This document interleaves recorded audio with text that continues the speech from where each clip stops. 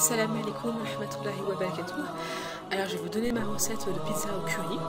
Pour ça il vous faut du curry, du sel, du thon, de la crème liquide, de l'huile d'olive, 2 patates, 2 oignons, du persil, de la mascarpone et du gruyère.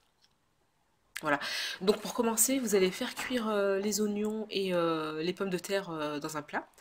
Et vous allez mettre une cuillère à thé de curry dans les patates et dans les oignons. Et la moitié d'une cuillère à thé de sel, pareil dans les oignons et les patates. Quand c'est cuit, vous allez mélanger les oignons et les pommes de terre et vous allez réserver, voilà, vous mettez de côté. Voilà.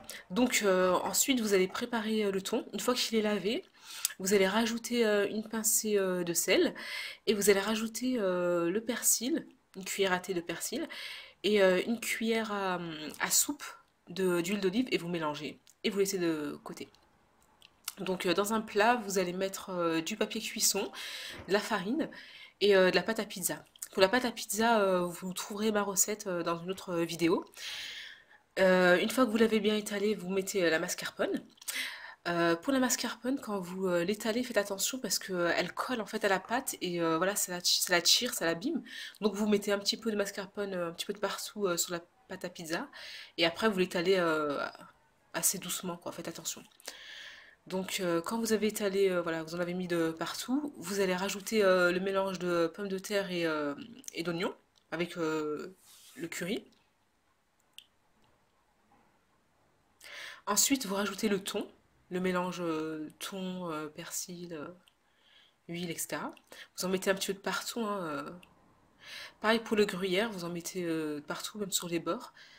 Vous répartissez afin que, voilà, que tout le monde puisse en avoir quoi, quand vous allez manger par la suite. Ensuite, vous mettez la crème liquide. Et quand vous avez fini, vous mettez à la fin vous remettez à la fin du persil et du curry en fait. Voilà, ça donnera un petit peu plus de goût et ça fera des couleurs. Vous faites cuire ensuite la pizza environ 20 minutes, une demi-heure maxi. Vous surveillez la cuisson bien sûr hein, au four à 200 degrés. Et quand c'est cuit, vous regardez en dessous pour savoir si c'est cuit. La pâte, ça doit être un petit peu doré, mais vraiment léger, un jaune doré presque blanc. Et voilà, comme vous pouvez voir. Et puis voilà. Donc bon appétit et assalamu alaikum wa rahmatullahi wa barakatuh.